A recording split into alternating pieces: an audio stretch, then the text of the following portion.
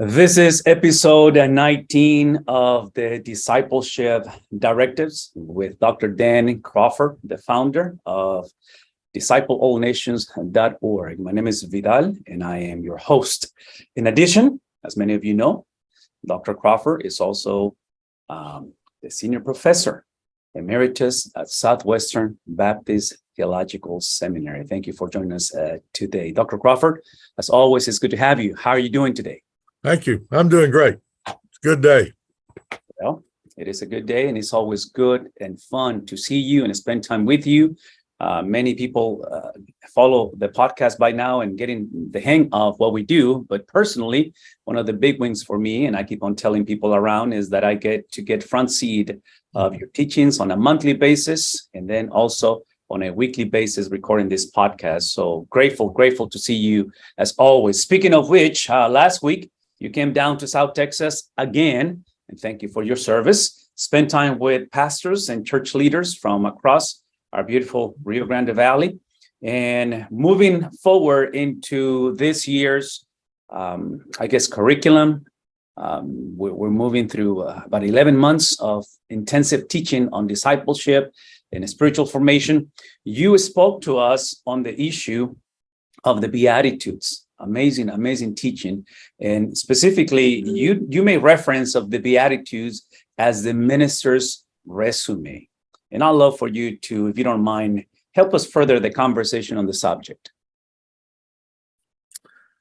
Sure.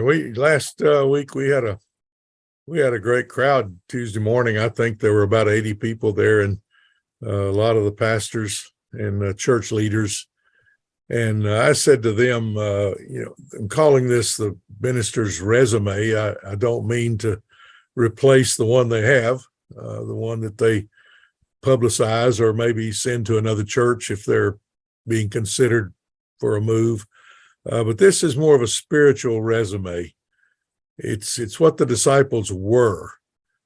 Significant to this teaching in Matthew 5 is that first verse. I think we often, reading along in the Bible, we kind of read past certain phrases and think, well, that's not too significant. And we read on to something that speaks to us more clearly or more profoundly. But that first verse, it talks about Jesus going up on the mountain and sitting down. And then the disciples gathered around him. And what that means is this is official teaching. This is not casual teaching. There's nothing wrong with casual teaching. And Jesus did a lot of that. He was walking along one day with his disciples, and the wind blew and a hut blew over. And Jesus said, "Did you guys see that? You build on solid ground and that won't happen. But if you build on sand and the wind blows, it's going to knock your house over." Well, that was life lessons. He was saying, remember this when you start to build something. But now this is official teaching. In fact, in those days, this was the method of teaching. When the rabbi would enter the classroom, the students would all be standing. When he sat down, they sat down. And then from a seated position, he taught them. And these were lessons that you better take notes on. This is going to be on the test. This is not casual teaching along the roadway somewhere. So that's the importance of what we've often called Beatitudes that are in that 5th chapter of Matthew. Jesus began to teach them these really what we ought to call them as attributes. They were inherited characteristics. These are not goals that you hope to accomplish someday. These are not things that you work on necessarily. This is who you are. And so when you become a disciple, this becomes your resume. And I talked to the guys last week about the fact that we have inherent characteristics that we get from our parents. We don't ask for those. We just get them. My mother was a perfectionist. My father was a workaholic. And you put those two together, you get me. And I didn't ask to be a workaholic, and I didn't ask to be a perfectionist. But that's the way I came into the world.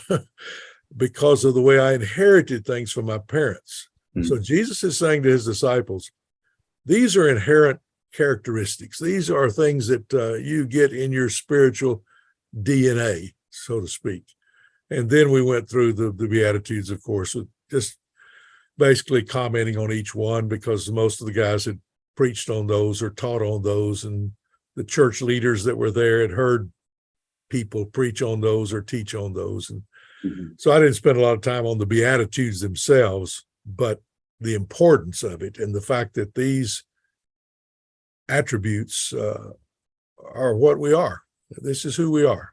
You know, I just came back from a retreat with pastors as well, spent some time with folks from multiple regions in a couple of places in northern Mexico. And you are reminded me of the daunting task of pastoral ministry and just the Christian life as itself. You don't have to be a pastor, but I'm thinking of, you know, as you go into the classroom and as you go into the office, and you might be a stay-home mom, and just it's just overwhelming many times, most of the time. And I'm reminded as I listen to you, I'm reminded that a lot of times if we're not careful, we allowed for our vocation, our task, and again, nothing wrong with what we need to do, but potentially they start defining who we are. And I get the impression that's exactly where we get into trouble. Now, Dr. Crawford, you also are connecting the dots within my understanding of the Bible, that not only this is the official or initiation of Jesus's ministry, earthly ministry, you know, those chapter 5, 6, and 7, specifically the Beatitudes, but it's also part of the Sermon on the Mount. But can you help me or help us maybe, again, just to see the magnitude? This is a generation which is the people that he's speaking to, which is where he grew up, you know, so this is not foreign to him, Judaism. But all that they have known is the law. So there's a transition between law and now the fulfillment of the law. In other words, you speak of official teaching, but obviously there's something different about this teacher. These boys, these disciples, this audience, they grew up being under the law, being taught the law. But now there's something different about Jesus. And the fact that you bring the understanding of identity, because as we know, this is a generation under oppression. But this is a people's group that has known suffering through many generations. And yet Jesus introduces this now. Instead of just simply thinking of what they need to do, this identity is based on simply putting your trust in me, says the Lord, and everything changes from there. So anyways, any thoughts on that in regards of the transition from, you know, being taught the law to now there's a unique individual teaching, you know, the same law in a very different understanding, or a different, in a sense, of the authority and the power of Jesus. What are your thoughts on that? We see that a little later in their following of Jesus. Luke records it in the 11th chapter of his gospel account, where they've seen him do miraculous things, and when they finally decide to ask him something, they say, Lord, teach us to pray. And the interesting thing is the word that's left out there. We kind of run through that and we say, oh, they asked that Jesus teach them how to pray. No, they already knew how. They learned that. I mean, that's part of the law. I mean, they knew how to pray. What they didn't know was how to pray like Jesus, because there was something about him that was different. And what they were really asking is, Lord, teach us how you do this. How can you be like you are and accomplish all these miraculous things? I mean, they had seen healings, they had seen demons cast out, they had seen food multiplied to feed the thousands. You read the first 10 chapters of Luke and you see all the things that are going on. Well, not the first 10, but from about 5 on, when he starts calling his disciples, and see what all they experienced. And they come down to ask him something, and it's a personal question about who you are. They wanted to be like him. They didn't need the how-tos. They knew those. So you're right. They'd been raised under the law. They knew how to fill in all the blanks, so to speak. What they didn't know was how to be like the teacher. We are a generation that we're going through so many changes, and in our lifetime, we have seen a lot of changes. Obviously, many of them very positive, some of them not as positive. But again, I go back to the fact that sometimes we don't do any justice to this massive transition culturally and religious life for these people, between what they have known and now this radical teaching.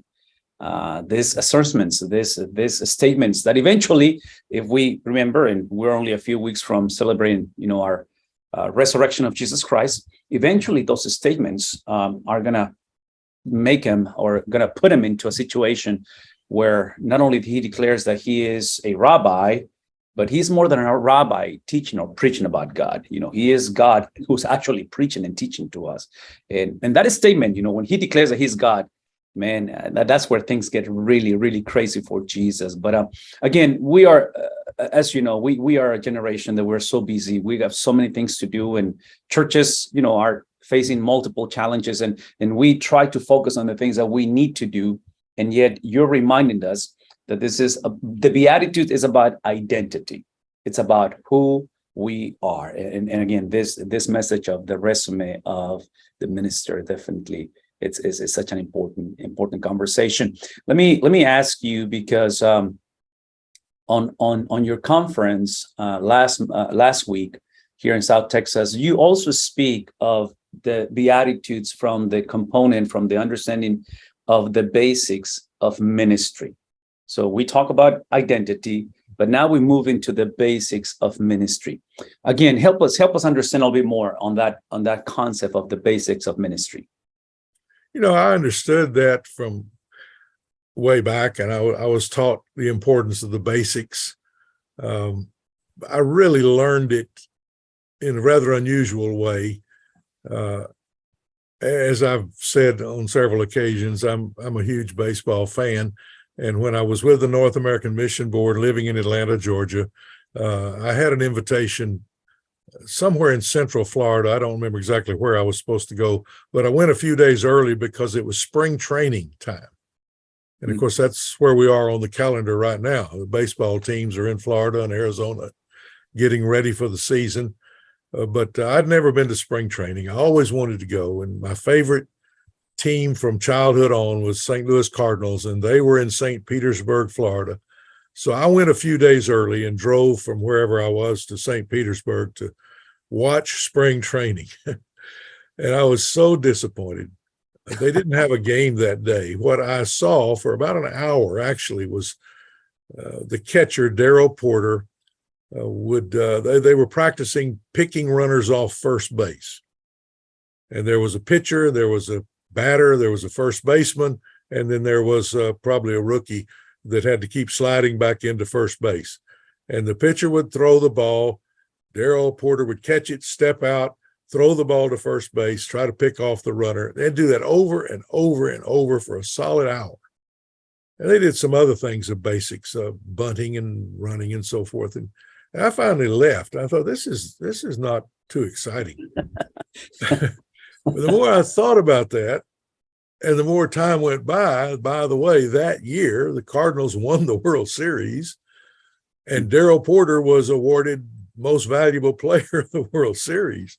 Wow. And the thought just lodged in my mind that the people who master the basics and refresh themselves on the basics are the ones who succeed and the ones who win, so to speak. A famous football coach, Vince Lombardi, was once asked, when you get down to the final seconds of the game and you're behind by 2 points and you put all this scenario, what do? He said, we go back to the basics. Well, if that works in baseball and it works in football, it probably works in the rest of life. So you translate that into the spiritual life. And I said to the guys, I'm not apologizing that we're going over basics here, because this is important. I know you know this, but we just need to refresh it and keep refreshing it. And when times get tough, I want you to be able to go back to the basics because you know the basics. So we did basics. Yeah. So you're reminding me also, as I'm connecting the conversation again, when you look at, and these are the Beatitudes, obviously through the Gospels specifically, you look at the beginning of the Jesus's ministry, but then he launches into teaching the basics. But then you move into the epistles, the remaining of the New Testament. Would you say that the epistles, this kerygma, this preaching of the apostles, this teaching of the apostles, would you say that is if you can just simplify it again, I'm going to make it pretty simple. Would you say that the epistles are basically the apostles bringing the church back to the basics? Would you describe that? Would you make that connection? Because it seems to me that these churches, through the New Testament, they have forgotten the basics. They went to so many deviations of the essence of the Gospels, and they needed that apostolic preaching to come back to it. So do you feel that this is coming back to the basics for the church? It is, and then, well, it's coming back to the basics for believers because they were just forming the New Testament church. But these believers were in a sense, they were slaves of the law. Mm-hmm. We talked about the law earlier, but they knew the law and they knew that you had to do this and that. And, the way you survived was you did 1, 2, 3 and so forth. And you get into the New Testament and it's not so much about law as it is fulfilling the law, which we know is the gospel. Yes, I think you're right on target with that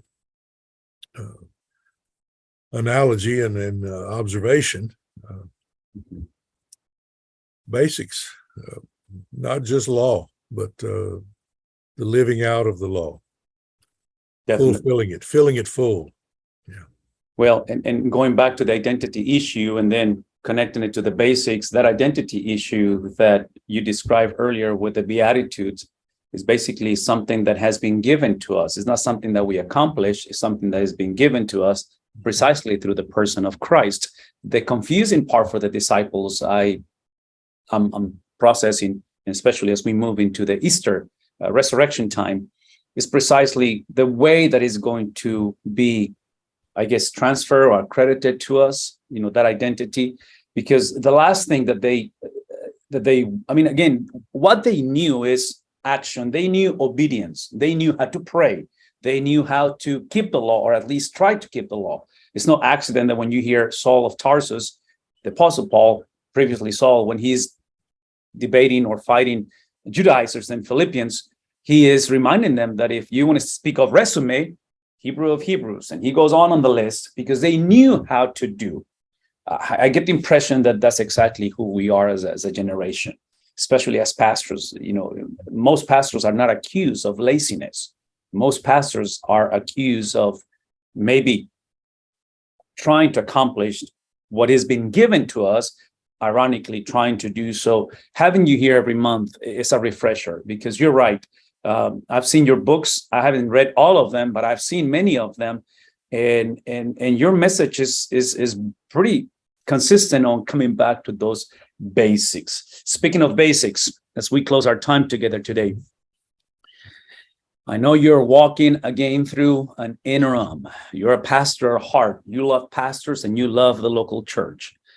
What are you preaching on? What's going on your interim season at this point? Are you doing a sermon series? Are you doing something specific on this month? Tell us. What's the update on that?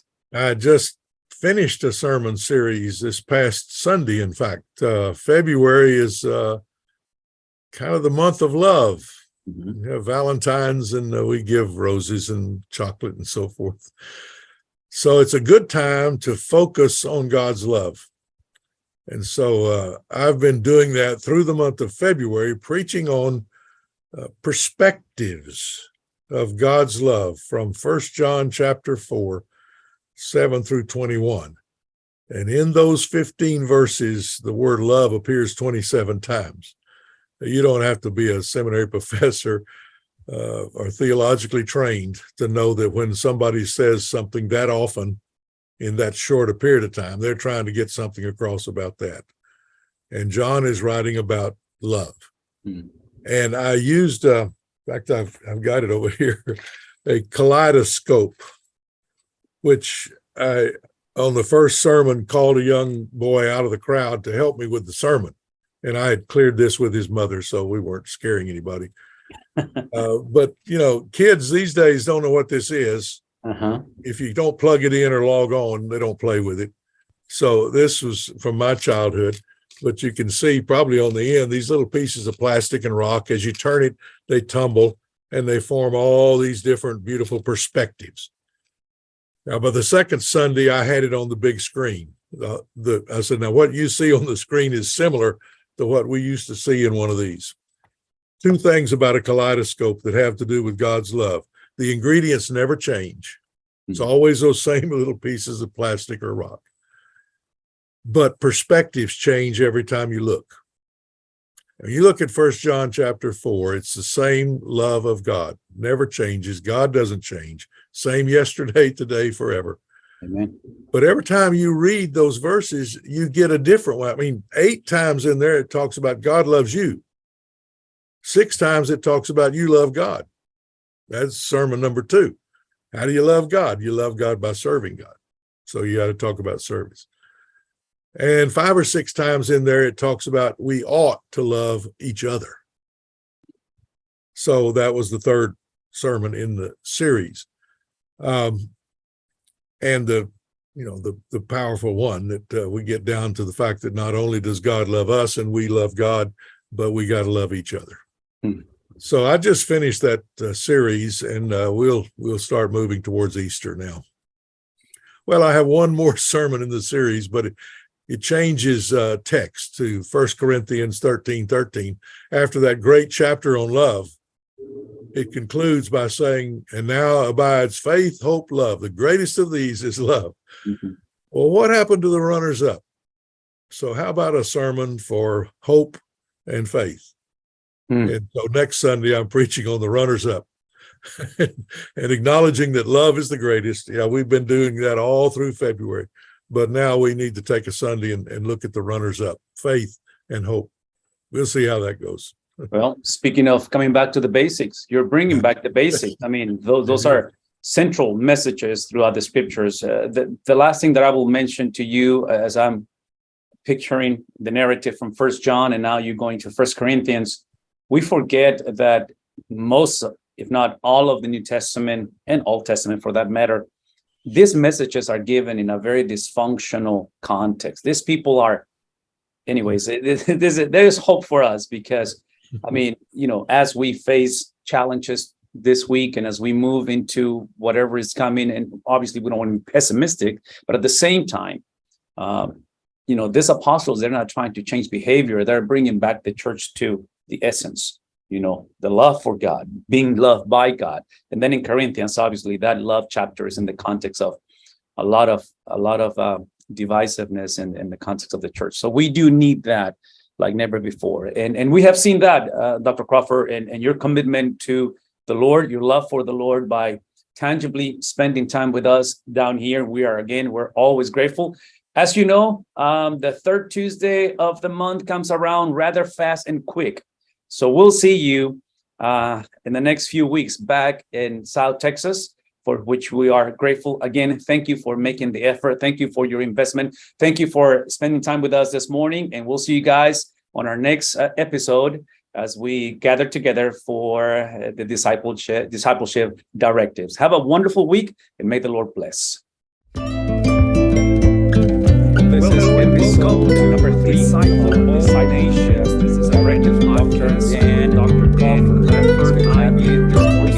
Join us, Dr. Crawford.